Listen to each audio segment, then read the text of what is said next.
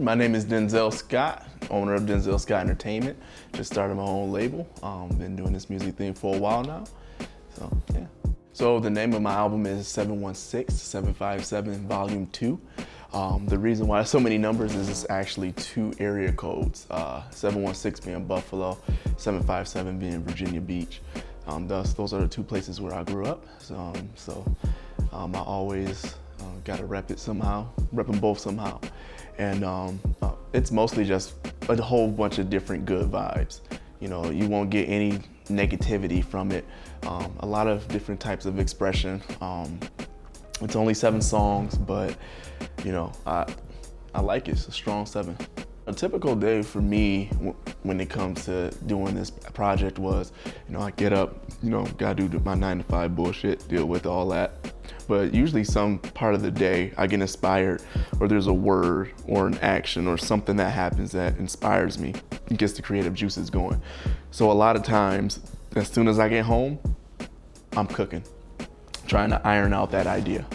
So on 716-757 Volume 2, I collaborated with only a few people on this. I only had one producer. He made everything just to make sure that it sounds cohesive. A lot of different vibes on there.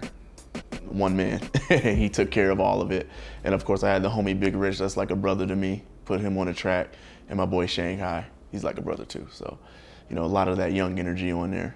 So the main producer of this project was Bass God. It's my boy, known him for 7 years, met him at school. Ever since the first day I seen him in the classroom by himself, late hours just playing with the MPC, trying to make beats, trying to figure it out. And you know, I was attracted to like his work ethic. Like he just doesn't stop. He's going to keep going until that song is finished. So I just had to work with him, and you know, he's from Texas, so he's got that bass that I like. So, you know, it's, you know, match made in heaven. So I met Bass God at the Conservatory of Recording Arts and Sciences, where we were going to school. And, you know, there, you know, everybody's there to be a recording engineer. So, you know, we're all just very studious, and you have to be a student of it to actually be good at it. And, you know, and that's exactly what he was. You know, we're all there to go to school, but he was there to get every little bit that he could learn and apply it. And I think that's where his skill level as a producer is up here, because he's always trying to become better and better and get to know more. So my desire to go to the conservatory was just to get to know people that are in the same field as I am. I wanted to meet more intelligent minds when it comes to actually creating music, because even though there's a creative part of it, there is kind of an analytical part of it, a science to it. That's what I should say. It is a scientific part to making music, and a lot of them, a lot of recording engineers, they're just, you know, every little thing in life, not even just music, they're just very analytical and very intelligent, and they can pick up a lot of things quickly.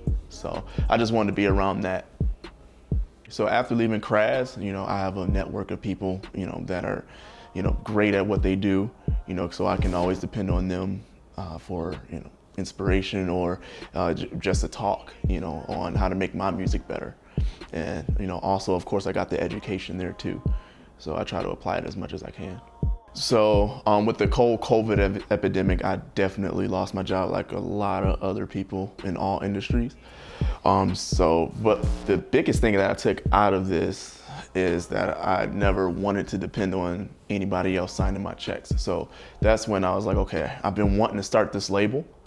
I need to do it now, because I can't keep on depending on these paychecks, and, you know, living paycheck to paycheck really isn't the move for me. So I went ahead and started the label. You know, when it comes to the image, I don't really think about it too much and how people perceive me. But what I do want them to catch is a good vibe. I do want them to feel like the music, you know, boosts their spirits up. You know, that's the main reason why I do music. You know, there's a lot of sad people out there. There's a lot of anxious people out there, a lot of, you know, hurting people out there. I just want my music to pick them up. So 716-757 Volume 2, Has 7 tracks on it, 7 strong tracks, great tracks. Go listen to it now. It took about 3 years. We weren't going for, we need to get it done, we need to get it done, we need to get it done. It's just that I always made a batch of songs after batch after batch after batch, and we picked the 7 strongest out of those. As far as that, I have a funny story. The lead single, Good Day, and Ask For It was actually recorded our last day in Peru. So we went out to Peru just to songwrite, catch a vibe, all that, just try to get some good creative juices flowing. Me, Bass Guy, and a few other of our friends. So the last day, we're about to catch our flight, heading home from Peru, and we're in the hotel, and I'm like, okay, you're going back to Texas, I'm going back to New York. We have to get this done. So he's just pushing me to get the perfect take. And finally, like an hour before we were supposed to leave, we got the perfect take. So I'll always appreciate that song. It's always gonna be special to my heart just for the process that it took to get it done. So my favorite song from the project personally is Good Day because of everything that's behind it. But if you want a good representation of me and everything I do, I would say listen to Million Bucks. It's carefree, it's fun, and there's no way you can start listening to it, have a bad attitude by the end of it. So I would recommend anybody to go listen to Million Bucks. I had so much fun writing that song. So currently we're living in a political climate right now where everybody hates everybody.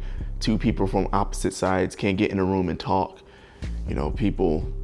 This causes a lot of people anxiety, sadness, hurt. You're starting to see different sides of your friends that you never knew existed. And that's the main reason why I do music, is to kind of be not only someone that could, make your day, but kind of to be at ground zero. Music brings people together, and I would love it if, some conservative from wherever the fuck he's from and some liberal from wherever the fuck they're from, but they're extreme, dancing in the club at the same time because, they fuck with the same song. And, that's how a lot of people become friends, is through music. So that's what I really, really, really want my music to do, is bring people closer together, good times. I'm not gonna compare myself to Marvin Gaye or anything like that, but they got them tracks, Auntie put it on, you at the cookout, just good times, So that's what I hope my music eventually evolves to. So. Hey, this your boy Denzel Scott, rocking with my boy A.M.P. Go and listen to my new album now, 716-757 Volume 2 on all streaming platforms.